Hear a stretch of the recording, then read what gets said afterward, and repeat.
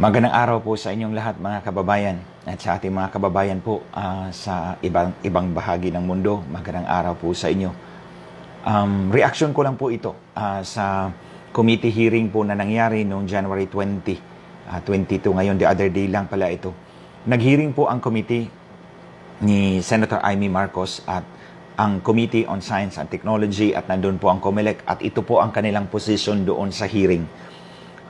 Sabi nila, nag-conduct daw sila ngayon ng massive information literacy campaign. Nagkampanya po sila to detect, reject, and deter propagators of fake news. Sabi nila, hindi lang daw sila ang biktima ng fake news. Marami din pong biktima. At ngayon, ito pang sinasabi ng COMELEC, biktima sila ng fake news. At ang ibig nilang sabihin, ang propagators ng fake news ay tayo, yung kumakalaban sa sindikatong COMELEC at Smartmatic. Diretsahin na po natin mga kababayan. Alam natin na itong COMELEC at Smartmatic mandaraya, manlilin lang at sinungaling. At sila pa ngayon ang nagpapamukha sa harap ng Senado, sa harap ng komite, na sila ang biktima ng fake news. Excuse me. Kaya po, nag-react po ako ngayon nang makita ko po ito, pinadala po ito sa akin. Hindi po ako nakadalo dahil hindi naman po ako iniimbita ng komite. Pero at least lumabas ito. Tayo ang pinagbibintangan ng fake news. Ito ang sasabihin ko sa inyo at sa COMELEC. Fake news ba na may 4,114 ballots na binasa na ng makina ninyo 3 araw bago maghalalan noong 2010 sa probinsya namin sa Biliran? Fake news ba? Ang 4,114 preloaded ballots nandoon na sa mga makina. 145 PCOS machines meron ng laman noong 2010. Fake news ba ang mga illegal transmissions sa Biliran na na-record sa mga computer systems, sa mga canvassing system ninyo noong 2010 sa Biliran din? Ako po mga kababayan, kampante pa kong akusahan ang COMELEC at Smartmatic at alam kong hindi nila ako makakasuhan kahit ever dito sa mga pinagsasabi ko. Itong 4,114 ballots na laman na ng mga PCOS machines namin sa Biliran noong 2010, itong illegal transmissions na na-record sa kanilang canvassing systems, kampante akong hindi nila ako makakasuhan ever. Dahil alam ko, inamin na nila sa harap ni Senator Enrile, Senator Coco Pimentel, at Senator Serge Osmeña nung nag-hearing kami, March 2012 yun. Inamin nila that the only way to explain the case of Biliran, yung kaso ko sa Biliran, is fraud. Inamin na yan ng COMELEC. Pandaraya lamang ang tanging makakapagpaliwanag sa mga nakikita naming ebidensya doon sa Biliran noong 2010. Kaya kampante ako at sinasabi ko sa kanila, kasuhan ninyo ako'y nagsisinungaling. And they will never ever sue me because alam nila may hawak kong ebidensya laban sa kanila. Ito pa, fake news ba yung digital lines na lumabas sa mga ballot images noong 2013 elections na nagkawindang-windang ang pagbilang ng mga boto? Nagdadagdag, nagbabawas, otomatiko ang mga makina dahil doon sa digital lines. Lumabas yan sa Senado. May ebidensya kaming pinakita. Fake news ba? Ito, COMELEC, Smartmatic. Hindi, dahil may ebidensya kami. Fake news din ba ang pagtamper ng election server nung gabing nagbibilang tayo ng balota sa 2016 elections, kung saan natalo, nadaya si BBM. Na-overtake ang lamang ni BBM na 943,045 votes matapos tinamper ang election server ni Marlon Garcia. Nasaan ba si Marlon Garcia ngayon? Andun sa Panama, nagtatago dahil may warrant of arrest dito sa korte natin. Anong ginawa ng COMELEC? Nga. So ito ba fake news? Hindi.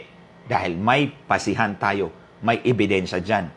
Fake news din ba ang 459 presinto na nagtatransmit na ng resulta, nagpapadala na ng resulta noong 2016 elections, isang araw bago ang halalan? Naipakita ko po sa inyo yan sa harap ng Senado na may basihan tayo dyan. May excerpts tayo ng DNS log server. Yung file, meron tayong kopya niyan. Hindi pwedeng maging fake news niyan. At fake news din po ba ang pag-disqualify ng lowest bidder nitong bidding na ito para maibigay ang kontrata sa mandarayang Smartmatic? Hindi po fake news ang pinapalabas natin mga kababayan, and we are never and we will never propagate fake news. Kapag lumabas yan sa bibig ko at sinasabi natin yan, may basihan tayo dyan. Kaya huwag na po kayong magpa-feeling victim, Comelec at Smartmatic, hindi po kami maaawa sa inyo dahil alam namin kayo ang numero unong mandaraya, kayo ang numero unong problema ng sambayan ng Pilipino. Hindi kami. Hindi kayo ang makatotohanan, kayo ang mga sinungaling. At imagine nyo, mantakin nyo mga kababayan, gumagastos ngayon ang Comelec para sa kanilang campaign to detect, deter, and stop the propagators of fake news. Anong gamit nyo? Mga bayarang media, siguro, kasama na doon. Bayarang media, marami dyan, binabayaran para sabihin na malinis ang halalang Comelec at Smartmatic. Hindi po yan. Imagine mga kababayan, pera natin, winawaldas ng institusyong ito para pagtakpan ang kanilang kasinungalingan, magkampanya para dayain tayo, hindi lamang sa halalan, sa pera natin, kinabukasan natin, dadayain na naman nitong 2022. And before I end mga kababayan, hinahamon ko itong Comelec at Smartmatic. Kung fake news ang mga sinasabi namin, kasuhan nyo kami. On that ground, kung fake news ang mga sinasabi, ito mga sinabi ko ngayon, itong lahat ng sinabi ko ngayon, dito sa video na ito, kung fake news to, kasuhan nyo ako, haharapin ko kayo. And I again challenge Mr. Antonio Mojica, you son of a bitch. You come over to the Philippines and I'll slap your face. Kung natakot mo, if you're able to threaten Newsmax, Online American News, and Fox News, hindi kami matitinag sa iyo, hindi kami matatakot sa iyo. Come over here, sasampalin kita. Mr. Mojica, pa-translate mo yan sa mga tao mo, sa mga galamay mo dito sa Pilipinas. Now, before I end mga kababayan, ito sinabi din ng Comelec na pinag-aralan nila yung mahabang oras ng butuhan para sa 2022 elections. Bakit kailangan pag-aralan pa ang mahabang oras ng butuhan? Simple lang ang solusyon, hybrid election system. Bakit? Sa hybrid election system, mas maraming presinto ang dapat gamitin natin. Mula 100,000 precincts, gawin natin 400,000 precincts. So, mula 1,000 voters per precinct, 250 na lang ang botante bawat presinto. So, hindi na kailangan mahaba ang pila. Wala nang pila doon pag hybrid election system. Pero ayaw ng Comelec ng hybrid election system kasi wala na pong makina sa loob ng presinto. Wala na pong Smartmatic. Wala nang puwang si Smartmatic doon.